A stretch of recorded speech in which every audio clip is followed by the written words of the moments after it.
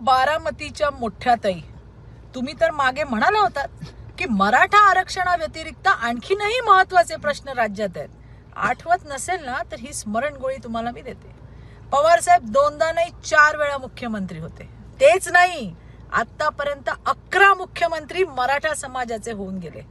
का नाही दिलं हो तेव्हा मराठ्यांना आरक्षण? तुम्ही आपल्या 50 वर्षाच्या कारकिर्दीत पवार साहेबांनी अनेक मोठी पदं भूषवलीत आणि राज्यातही त्यांच्याच विचाराचं, त्यांच्याच मार्गदर्शनात 15 वर्ष सरकार होतं. तेव्हा का नाही हो तुम्ही दिलत मराठ्यांना आरक्षण?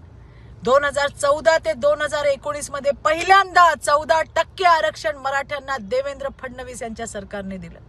पुढच्या 2.5 वर्षात तुम्हाला आणि तुमच्या महाविकास आघाडीला ते टिकवताही आलं नाही हो. त्यावर बोला हो बारामतीच्या मोठ्या ताई.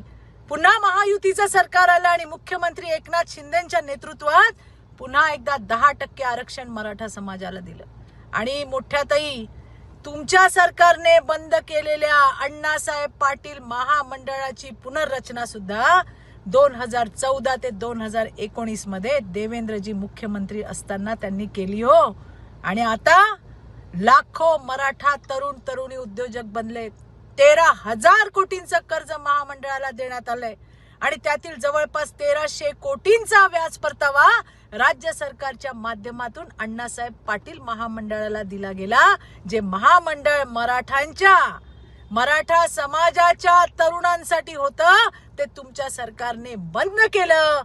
तुम्ही त्यावेळेला कुठे होतात हो मोठ्या ताई बारामतीच्या?